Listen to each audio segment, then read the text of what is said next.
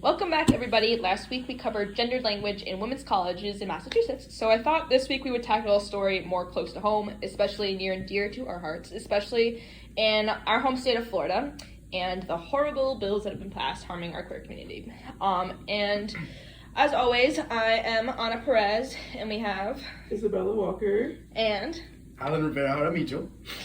So the most famous one that we're going to be talking about is the Don't Say Gay bill, otherwise known as HB 1069. So this bill, it does a lot of things. So just a quick rundown is it bans any talking of gender and sexuality grades K through 8, the one that was passed in March 23.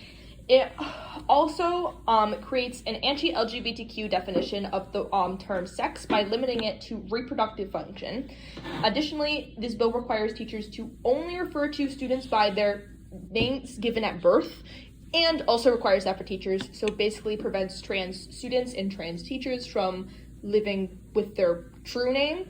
And it also mandates, the cherry on top for me, was that it mandates that students be taught the benefits of heterosexual monogamous marriage. So, on that wonderful note. Wonderful. Like there are any benefits to heterosexual monogamy. Yeah. For me, it was just like, it was the word heterosexual that was actually written into the law. Explicitly written. Yeah. That was explicitly written into the law. I was like, students must be taught the benefits of heterosexual monogamous marriage. And I was like, not in addition to abstinence-only education, which is already harmful as it is. Mm-hmm. But It really just like boils down to a lot of heteronormativity and like I feel like strictly religious values that should just have no place in government, essentially. it's like it's a scapegoat. That's what they're creating. They're aiming at the queer community, especially the trans community, and as their scapegoats for like what's wrong with our education system. And I'm like, if you look at any point in history, like there's so many groups that have been that scapegoat. Mm-hmm. But it's just like in particular, I'm like, the first most obvious example that comes to my mind is like the Holocaust. The Jews were made to be scapegoats, and obviously that ended terribly. And not that I'm equating what's happening now to that, but like it's setting up this notion that this us versus them. Mm-hmm. Definitely. And when it boils down to even just having freedoms to just be yourself, be your true authentic self. Yeah. Down to an education, like an institution of education where even then, like some students, for them, that's the only place to really be themselves because they're not really given that space at home. Maybe, at school. Yeah, like I had friends in high school that like the only place that they could be called their real name was at school. Right. Yeah. I had a friend of mine, his name was Dominic, who because of COVID, like he had to have his dead name on his Google screen name for the entirety of the pandemic. Yeah. And so even though like he was like out and like to all his friends, like if someone new saw him or a new teacher saw him or the new year started, they'd call him by his dead name first. And he eventually actually got it petitioned to change, and he got it changed by the end of his senior year. But it was just one of those things that like you don't ever think about unless it affects you. Right. Definitely. But And what do you think of the effects of that on maybe their school performance in general, or their school attendance? Oh, horribly. Yeah. And like I definitely know that like I'm like the friends that I've had that like are trans, that are genderqueer, that like it's like it makes such a difference about like your home life, obviously. Mm-hmm. Like if your parents are like supportive of you or not. But I'm like I was involved in theater, so like that was the safe space that a lot of people got to have. Mm-hmm. And I'm like those kinds of things. And like my newspaper classroom, my teacher always made sure it was a safe space, and she had to go through her whole library going into my senior year and take out all of her books. She just got rid of all of them instead of trying to go through all of them to take out stuff that had gender or sexuality in it, which was just. Yeah, I personally ended up actually like my teacher was going through classroom libraries and having to that was like in the 11th grade. Yeah. My teacher had to still get rid of those books, and I ended up having to take some of those home because I was I like, took some home too. this is stuff I'd be interested in. Yeah. And for it to just be like not acceptable in literally a charter school in the 11th grade, which is crazy to me. Where you're almost a legal adult. Literally. And will be by the end of your graduation time, which is just, it's like I understand it to an extent when we're talking about like very, very little kids, but at the same time, like it it's not part of their curriculum anyway. Exactly. That's why like they don't get taught it to begin with. So it really was never that big of an issue until like what 2-3 years ago. Because I'm like, that's why originally when the Don't Say Gay bill got passed in 2022, it was like people like dismissed it because it was only through grades K through 3, and like I was like this will become something bigger. I'm like this will be built upon and used as a precedent, and I'm like of course like that bill essentially did nothing because the only thing it does is ostracize like kids with same-sex parents, like little kids that they're not allowed to talk about their parents. I'm like it just existing. It's just another way to make kids feel like they're other or different or weird, as if we need more reasons to feel that way. Yeah, especially at such an early age where literally it's not important anyway. I don't think any of this becomes of real importance until you start to develop some sort of maturity, like after puberty, like maybe middle school. Yeah. And like that's when I feel like it could be like talked about at least, but I still don't think they should be ostracized like this because you're developing your sense of self as soon as you turn 12, 13. And like you should be entitled to know like who you are, and you don't have to feel different for that. And it's interesting that you bring about the point of puberty because I feel like they are, even by like naming the bill the Parental Rights and Education Bill, they are like sort of like making this like trying to like restrict this like anti-LGBTQ rhetoric at a point where the students are most vulnerable because K through 3, that's like puberty hasn't really hit yet, but like middle school, for me, baby, I knew I was gay since I was like middle school, right? Yeah. And so for me, that was a very vulnerable time. Yeah. And so for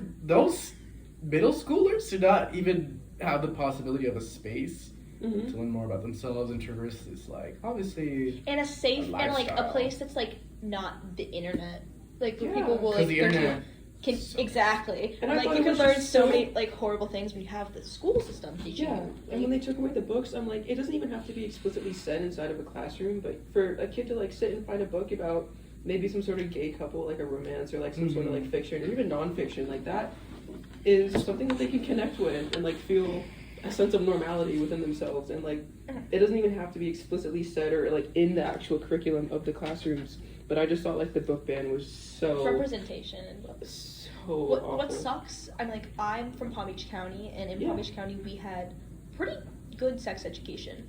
I'm like not obviously the best, but like, and there was at least like 2 slides of the human growth and development stuff that was like about queer identities, and I was like, it actually defined the terms non-binary, bisexual, pansexual, and I was like, I didn't think I ever got that. I was like this is amazing. I remember like doing like I had that I think 10th through 12th grade, but like that's gone now. I'm like that, like we had that and it's getting taken away, and I'm like that kind of stuff. I'm like, sure, did it make that much of an impact on me personally? Not entirely, but maybe there was someone that like was like still struggling to figure themselves out and like sees, oh, I'm being taught this in school. This is like educational. Like that, like I'm like, this isn't like weird. It's normal, and like that's the entire point of this bill, is to make it like ostracize and alienate this community, like our community. Politicize. Yeah. And that's interesting that you bring up sex ed because I remember specifically I had one sex ed class in the 5th grade and another one in the 7th grade. And then I never had a sex ed class again. Really? And just for note, I am from Polk County, Florida. That is like, rural, south central Florida.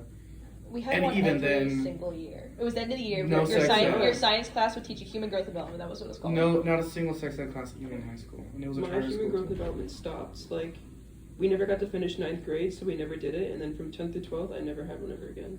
Really? Yeah. I ended up having to have it twice some years because I had 2 science classes because every science Mm. class teaches it. Like I had AP Enviro and chemistry, or wait, what was it? Or was I had 2 science classes my junior year. I don't remember, but one of those years I had to have it twice because it was like mandated. But like now I'm like it was like one of those things. I'm like, do you remember the like I'm like stuff like consent? Like that's not gonna be taught in an abstinence only education. Mm. Like I don't know if you remember the T video from Preview. But Yeah. I got shown that video. That's probably like the 7th time I've seen that video because I got shown it in middle school, every year in high school. I also got shown it in my human sexuality Really? class. Yeah, the T video. It's like the T is just like I consent. remember, yeah. It's You like were this sitting, like like, cute in the animation that teaches ballroom. consent. Yeah. But like that it's such a simple thing, but like so important. Yeah. But And if I did have human growth and development, I don't remember it. It wasn't anything significant, and it was very just heterosexual, kind of this and that. Right. Like it was more like autonomy and like functions of It was like your we autonomy. just sat in a classroom and then we were 5th graders laughing about, oh look, there's a penis, there's some balls, Yeah. there's a vagina, ha, funny. And then the nurse Which was I like, really just never like, understood, but that's a thing in and of itself. But yeah. um So just going a little bit deeper into this issue, just a year prior in 2021, before the Don't Say Gay, quote unquote, Parental Rights and Education Act was passed, Governor Ron DeSantis also passed or signed the Fairness in Women's Sports Act, which essentially outlines that, quote unquote, biological males should not be participating in women's sports. And to me, it seemed that the rationale behind this, bill was more so narrated towards the opportunities that were so and so reserved for female athletes instead of quote unquote biologically male athletes. And to me, that really just more so plays into the anti-transgender narrative that has been pushed into the mainstream political, ideology nowadays. The thing that got me about the bill was it's perfectly fine for people of the female sex to participate in male sports, but not people of the male sex to participate in female sports. So I'm like, the double standard just drives me up Beyond the me. wall. yeah. I'm like, you don't care about fairness, you just care about discriminating against trans women. Yeah. Right. And this is affecting, quoting straight, from the Florida statutes, 2023 Florida statutes, interscholastic, intercollegiate, intramural, and club athletic teams or sports that are sponsored by a public secondary school, public post-secondary institution must be expressly designated as the following based on the biological sex at birth of team members. And they only define males, men or boys, females, women or girls, and they also have co-ed, including both males and females. So it's interesting to me that there are 2 key main ideas in this bill. One is that they are just kind of using this scientific notion that hasn't been entirely proved about the disadvantages or advantages of having trans athletes in sports teams, and the sort of social justice aspect of it all, kind of excluding trans athletes from being able to actually participate in sports that match their gender identity. What do you mean by social justice aspect? So Trying to fight for equality for women when it's actually just excluding people? right, kind of using this guise of equality for women as a way to take away from the experiences of trans athletes, because they feel like trans athletes are somehow biologically more advantaged in athleticism, and they're taking away their scholarships and taking away their post-secondary opportunities just because they are participating in a sport that they want to participate in based on their gender. I'm like, that's just, oh my god, it infuriates me. And it really, like, first of all, the percentage of transgender athletes is so small. I feel like, is it really ever going to make a difference? It's in completely terms of, like, symbolic. I'm like, that's what this is. I'm like, it's not symbolic. Like, let me rephrase that. I'm like, they're making a problem out of nothing. Right. With the purpose of discrimination. Mm-hmm. I'm like, that's what this is. There is no epidemic of trans women dominating sports. None at all. Like, that doesn't exist. No. And it's completely just, I'm like, another guys to degrade women. another scapegoat, another attack. I'm like, Right. And in section 4 of the statute, there's actually like a civil remedy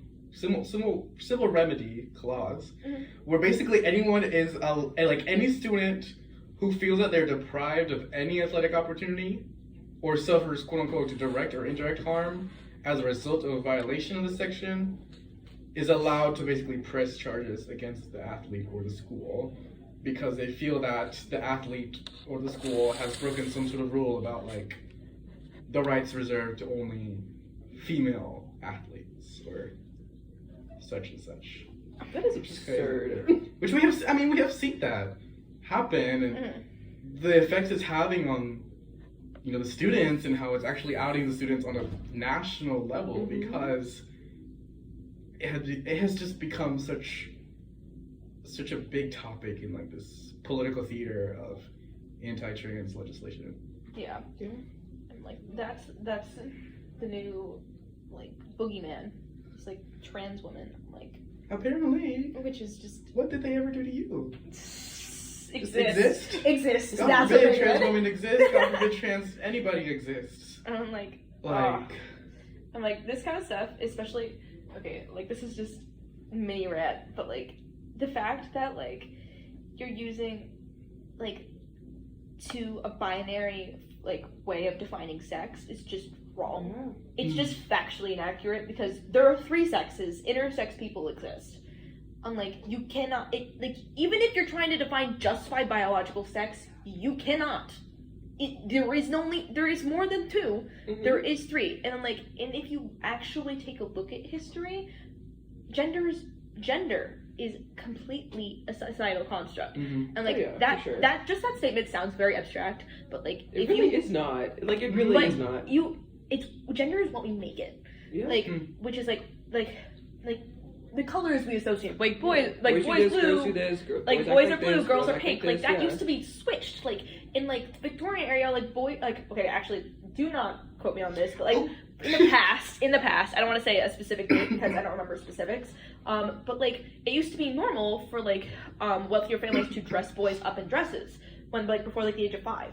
And I remember like there's a picture of a president somewhere, but what I do know specifics on is like societies that aren't Western, and like Indonesia, like for example, the society called the Bugis, they have 5 genders because it's a societal contract. Because in their society, they have 5 genders. In our society, we've since moved on from the binary, but some people don't accept that, which is what this struggle is.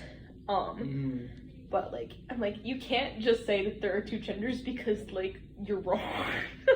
like even so, it's just like people that are so adamant on supporting this topic, and it's just there's still not enough research done to fully cement like and prove that transgender people are at an innate advantage. Like there's just not enough evidence to prove that, and I don't know. And like people were like, it's simple biology. I'm like, biology is not that simple.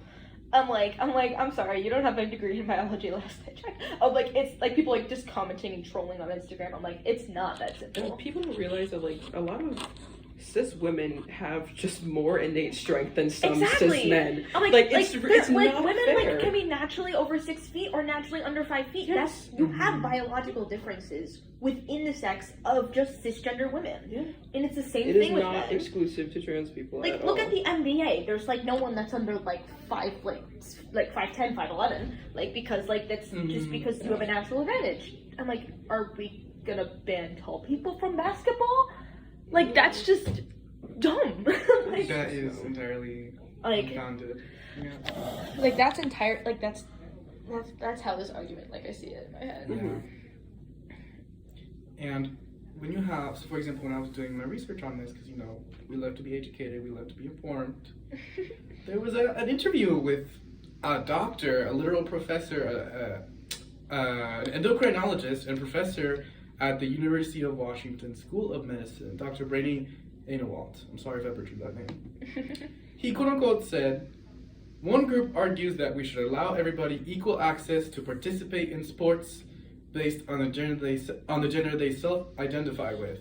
The second group says that people born with X and Y sex, meaning male chromosomes, and who have exposure to testosterone as a developing fetus, infant, and during puberty, have an unfair biological advantage, if they participate in sports as females." And so, just kind of like outlining, you know, the science versus like this rhetoric that's being pushed against to like back up anti-trans legislation, especially like from a scientific perspective. It's very interesting because he later goes on to say that there is actually relatively little firm scientific data to determine whether there is a biological advantage for the person who was born with male chromosomes consistent with being assigned male at birth and exposed to testosterone. So there's literally, when you have literal experts in the scientific field saying that, there is not enough evidence, but then you have literal solid legislation that is being passed based on this non-existent evidence, and that's affecting the day-to-day life of Americans. That is like just that's crazy. The same thing with the Don't Say Gay bill. Is like they want like we don't want to teach our children how to have sex, which is why they're like, oh, it has to be abstinence only education. I was like, well, newsflash, if you look at science, like abstinence only education does not stop kids from having sex. Does not stop teenagers from having sex. It actually increases teen pregnancy, last I checked. Especially not in this day and age. We are in a digital era, a modern era. Yeah. I dare say that. Kids are going to get information one way or another. Might as well teach them the right way. Exactly. Right. At this point, you can't really protect your kids from this type of information. Just make sure that they're safe. Love them with all your heart. Make sure that they're safe. That's all you can do. Yeah. But learning in an environment where you're supposed to be learning it fosters a better understanding than just finding it off the internet. And I just think it's so absurd that we just fully take that away and focus on one aspect when in reality is not going to change anything. Okay. Well, Ron DeSantis didn't stop there. So, yeah, this year, in May actually, May 17th, Ron DeSantis signed SB 254 into effect, actually with an 83 to 23 vote in the Senate, which is kind of appalling if you ask me, but gotta love gerrymandering. It's a pretty broad bill, sort of vague in some aspects, but it essentially prohibits the treatment for sex reassignment and gender reaffirming care for patients that are under the age of 18, but it does affect transgender adults. And transgender medical treatment in general is just becoming increasingly and pretty alarmingly criminalized. Any sort of healthcare provider who is found treating patients that need gender affirming care can have their license revoked, or they just can be arrested, which is appalling. But the bill extends... Doctors being doctors is going to get them arrested. Yeah. Again. And it extends to children, teens, and adults. Specifically in adults, I don't feel like it's talked about enough, but there's adults that have already had gender affirming care and they have a consistent provider where they get their estrogen or their testosterone from and things like that.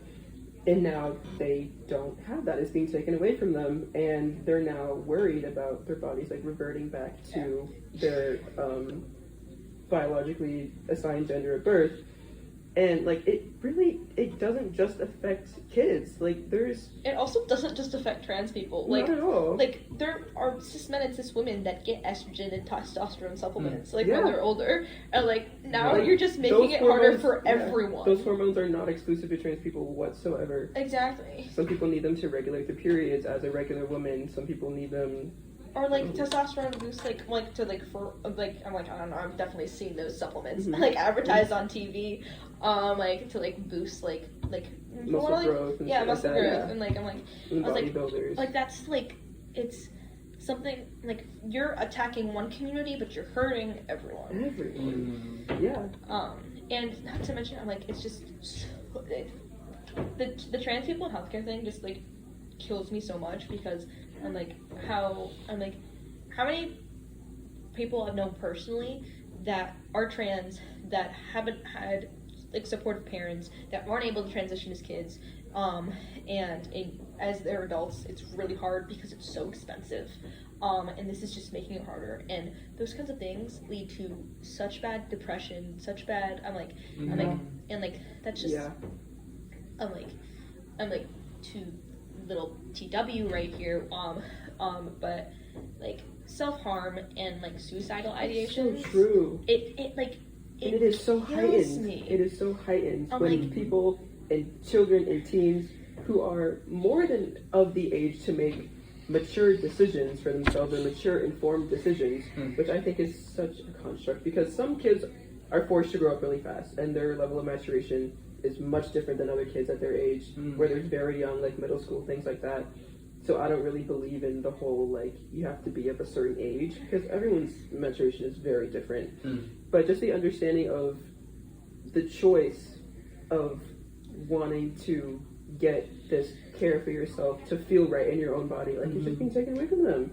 Yeah, and like the argument that it's like, oh, it's like you don't want kids mutilating their body. I'm like, first of all, they're gonna do it anyway because then they're gonna actually like harm themselves. Exactly. Right, and yeah.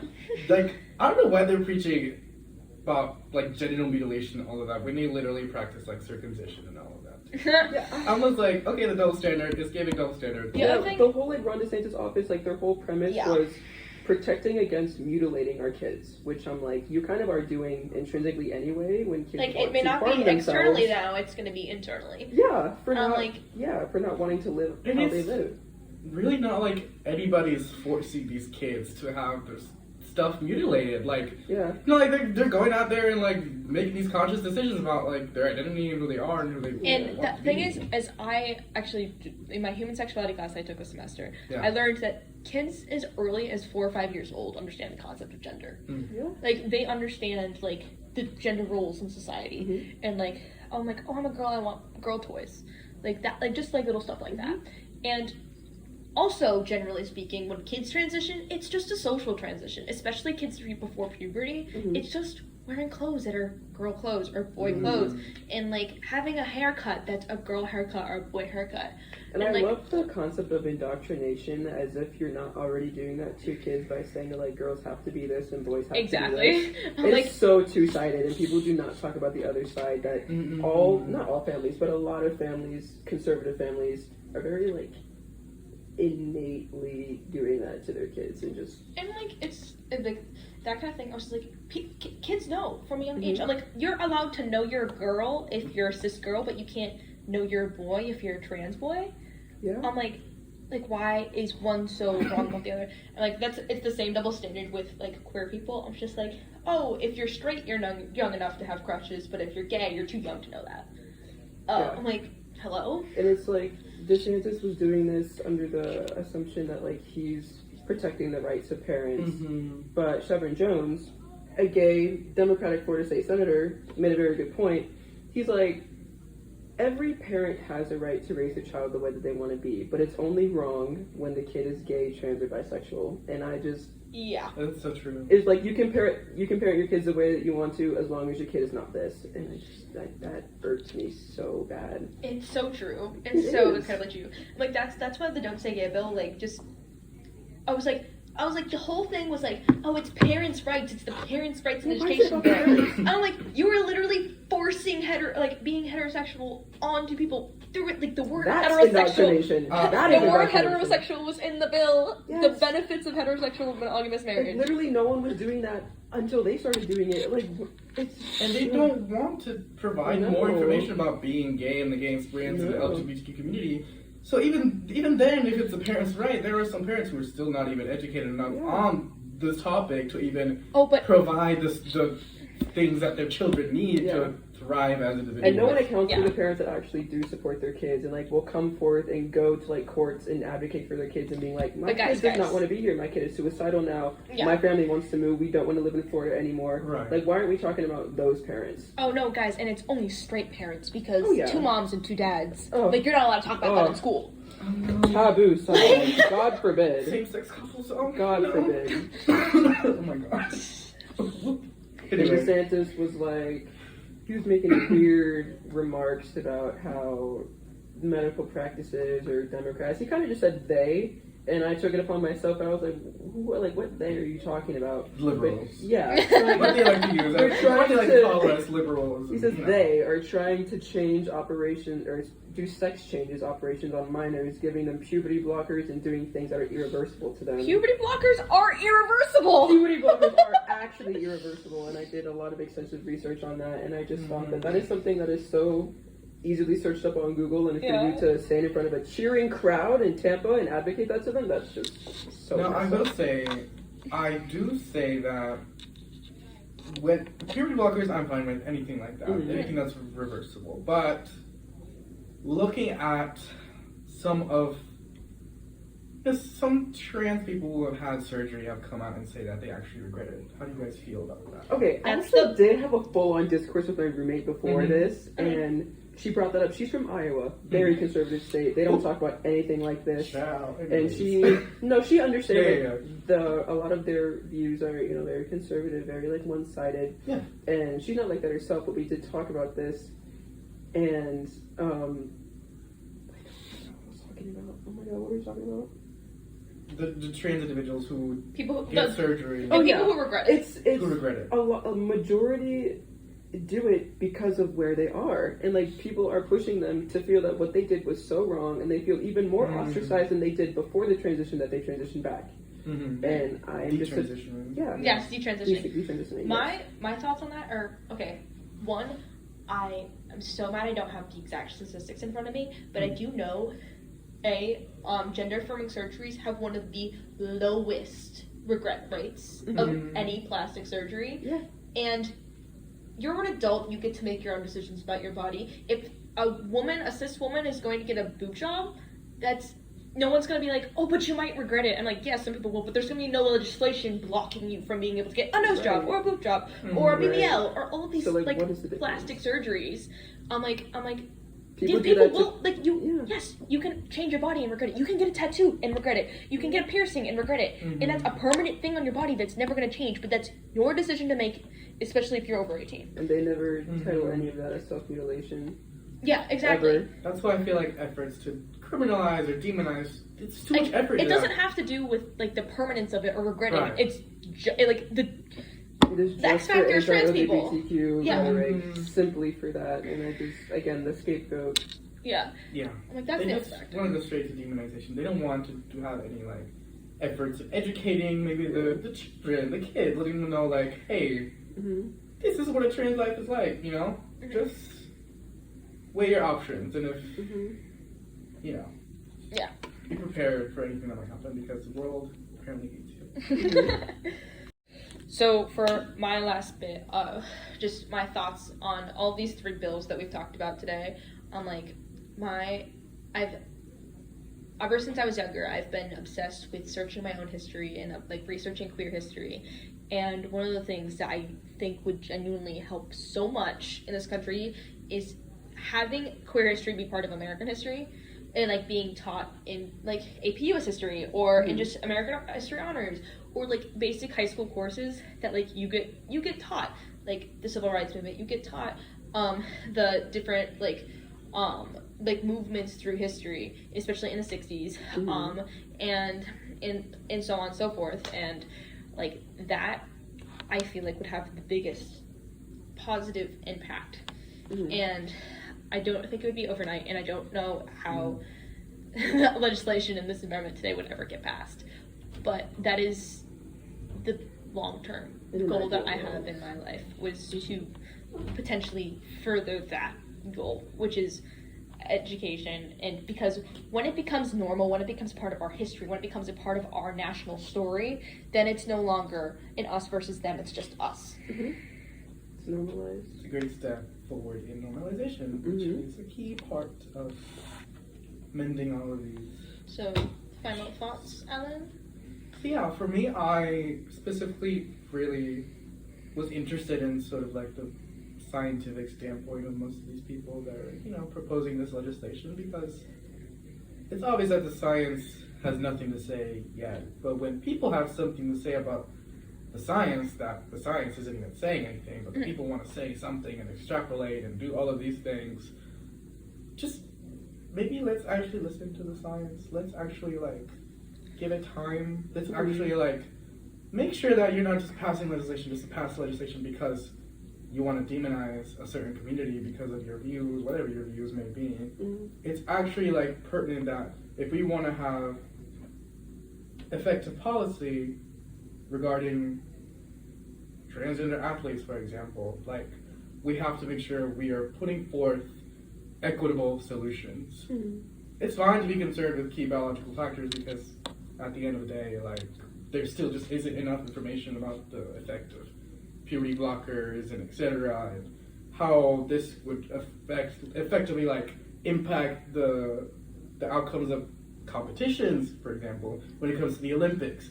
There could be new categories of the Olympics. There could be new regulations on like the amount of hormone blockers if they still, you know, because I feel like this is such an issue that there's going to be so much debate over forever and ever and ever unless we are somehow able to turn the tide entirely. But people are, you know, the hate will always unfortunately be there because people keep teaching the hate. Hate is something that is taught. Yes. And so to unteach that hate, we have to just work against it. Deconstruct those systems of power and oppression that are just ever present in our society. Indeed. Put forth valuable, equitable solutions. Listen to the professionals. Make sure you stay educated. And Final thoughts, Bella? Yeah, my final thoughts, actually, I did want to talk about, there's a doctor here that works at UF. His name is Michael Holler, and he is in full support of gender reaffirming care, saying that kids who need it, like kids who really need it after you've done psychological evaluations, these kids are like extremely dysphoric, like they want to change. Like those kids should be entitled to that, and it will ultimately more often than not save their life. Yeah. And I just really think it's important to understand that like this can't really be political. Like these are about, I mean, yes, it involves adults, but more importantly, it's about the kids who, you know, are minors and can't really do anything by themselves yet. And like this will significantly improve their mental health, their physical health, their performance in school, their performance in their friend groups, their households, hopefully. And it's just something that has to be destigmatized as something that's like polarizing and politicized, and just focus more on the actual kids and like how it'll help these kids. And it's such a majority. There's 95,000 trans people in Florida alone. We're the second largest state second largest in population. Yeah. And it is just so prevalent in a state that we live in, and I just hope things will change. Indeed. So, thank you for joining us this week on LGBT.